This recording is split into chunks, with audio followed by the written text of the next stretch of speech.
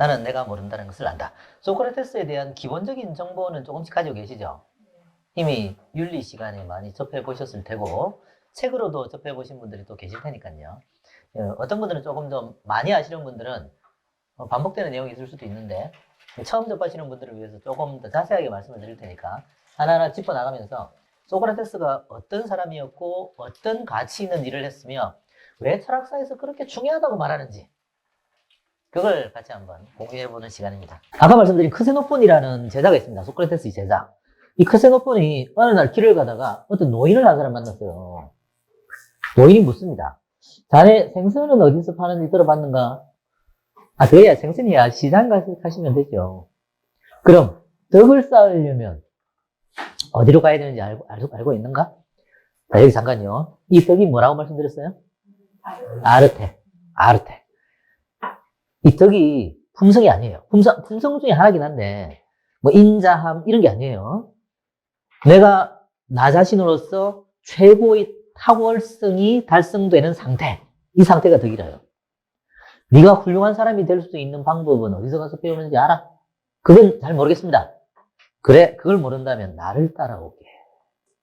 나하고 한번 공부해보세. 이런 취지입니다. 내가 알려줄 게가 아니에요. 소크라테스는 뭔가를 내가 답을 알려주는 사람이 아니거든요.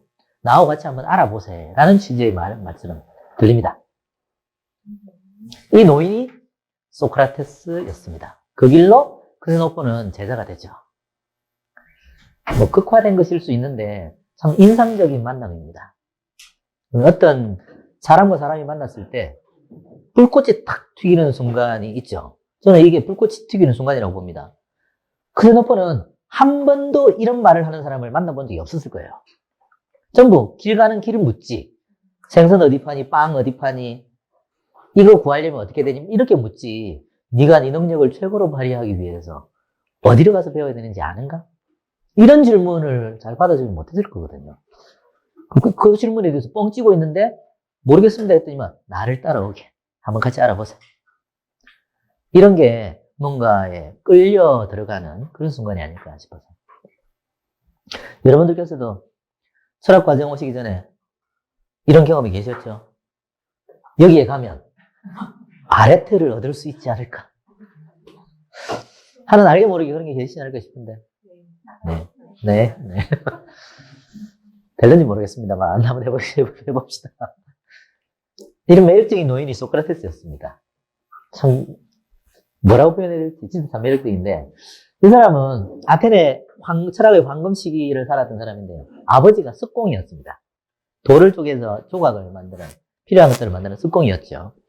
그 당시 석공은 요즘 시대와는 좀 달리 돈을 좀 벌 수 있는 직업이었나 봐요. 돈을 조금 넉넉한 집에서 지냈던 모양입니다. 엄마는 산파였고요. 아기 낳는 것을 도와주는 산파. 맞벌이 부부였어요. 살림이 조금 넉넉했겠죠, 어릴 때. 덕분에 좋은 학교, 좋은 스승 밑에서 공부를 조금 열심히 했고, 또 그리스 도시국가의 특징이 뭐냐면, 공부만 시키는 건 아니거든요. 육체적인 단련도 아레테에 중요하기 때문에, 육체적인 능력도 최대한 끌어올리기 위해서, 뭐 싸움 연습도 하고, 씨름도 하고, 뭐 이런 걸 많이 합니다. 그런 것도 잘했던. 군대에 복무를 해가지고, 큰 전쟁터를 3번이나 누비고 다녔는데, 한 번도 뒤로 물러난 적이 없는 용감한 군인으로 상도 받고요. 그런 사람이 소크라테스였습니다. 이게 중요해요. 뒤로 물러난 적이 없다는 것. 그런 사람이었다는 거죠. 70세에 사형을 당할 때까지 많은 활동을 벌였습니다. 그 제자였던 플라톤이라는 사람도 잠깐 우리가 한번 살펴볼 필요가 있는데, 플라톤은 아테네 출신의 명문가 집안입니다. 한마디로. 우리나라로 치면 아버지가 국회의원 아들쯤, 어머니가 대통령의 딸쯤, 뭐 이 정도로 될 정도로 엄청난 집안입니다. 정치 지망생이었는데 20세에 소크라테스 문화로 들어가서 철학 공부를 하다가 스승이 사형당하는 장면을 보고 충격을 받아요. 그리고 정치계의 흉어를 느끼고 정치계를 떠납니다. 자기 스스로 스승의 뒤를 이어서 철학 활동을 하면서 책을 쓰고 제자들을 가르치는 일을 하면서 평생을 살아가게 됩니다. 플라톤은 이 소크라테스에 대한 엄청난 애정이 강했던 사람입니다. 즉 동양으로 표현을 하면 소크라테스가 공자라면 플라톤이 자로, 공자의 제자 중에 자로라는 제자가 있어요. 자로쯤 된다라고 보시면 될 것 같습니다. 스승을 사랑하는 마음 자체가 전혀 감흥이 안 오시네요. 자노라는 말씀을 드리니까. 자로는 동양 철학에 가서 자세하게 말씀을 드리기로 하겠습니다. 이 두 사람에 대한 기록인데 소크라테스는 한 번도 책을 쓴 적이 없습니다. 소크라테스에 대한 모든 기록은 플라톤이 남겼습니다.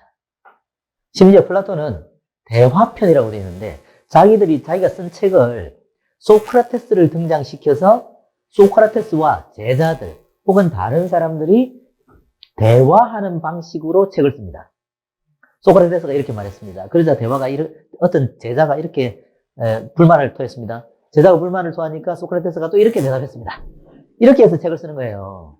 그래서 대화편입니다. 대화편. 플라톤이 대부분의 책이 대화편으로 짜여져 있습니다. 왜 소크라테스는 책을 안 썼을까요?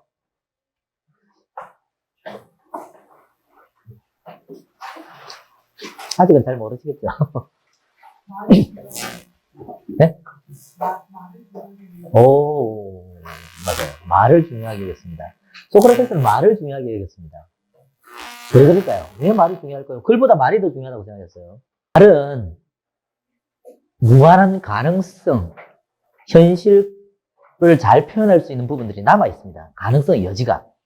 근데 글은 가능성이 닫힙니다. B다. 이렇게 말해요. 글을 썼어요. 그럼 A는 B다라는 걸로 끝나죠? A는 B야. 이걸로 글로 하면 끝나지 않습니까? 근데 말로 하면 똑같은 건데 A는 B다라고 말로 하면 어떻게 돼요? 어떤 가능성의 문이 아직도 열려 있어요. 그때 말하는 사람의 뉘앙스, 취지, 듣는 사람의 기분, 분위기, 이거에 따라서 해석 가능성이 확 달라지죠. 말로 하면 내가 가지고 있는 생각을 잘 드러낼 수 있는데 글로 쓰면 그게 살아있지 않고 닫혀버리거든요.